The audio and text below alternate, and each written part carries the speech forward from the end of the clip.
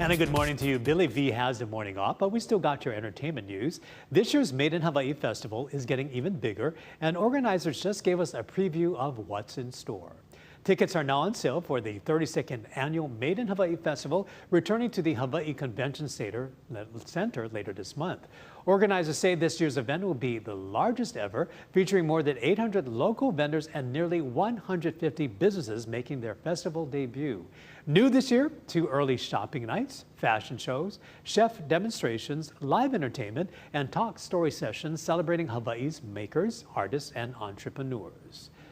If you're still singing along to Prince's biggest hits, here's some good news. Prince's iconic Purple Rain is headed to Broadway.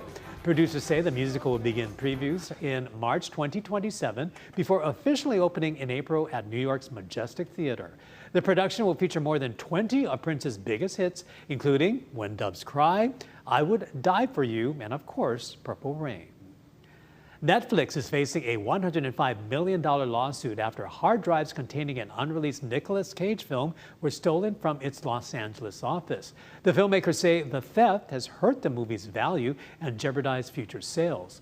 Netflix denies wrongdoing, saying the film was delivered without its usual security measures, and says it's investigating while monitoring piracy sites for any leaked copies. Safe to say this plot twist wasn't in the script.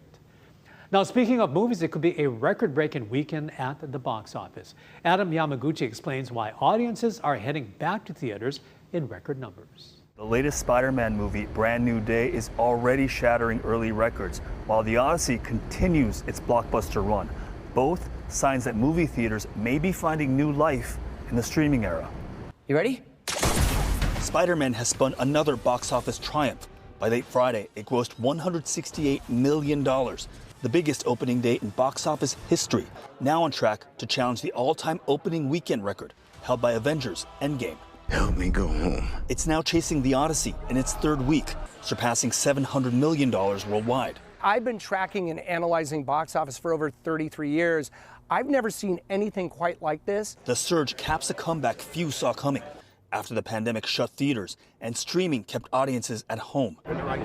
Now, studios have turned a trip to the theater into a not-to-be-missed event. The movie theaters become the coolest place to be for the younger generation. Social media, once seen as competition, is actually helping fuel the excitement as Gen Z looks to theaters for a special experience that they can't get on their small screens. The atmosphere just encapsulates you, and it was a great viewing experience. And with concerts and travel costing hundreds, the movies still offer a comparatively affordable escape. During these tough times financially for a lot of people, going to the movie theater is the new vacation. In another fascinating twist, the massive interest in The Odyssey has fueled a library run on Homer's epic as fans race to read the book that inspired this blockbuster film.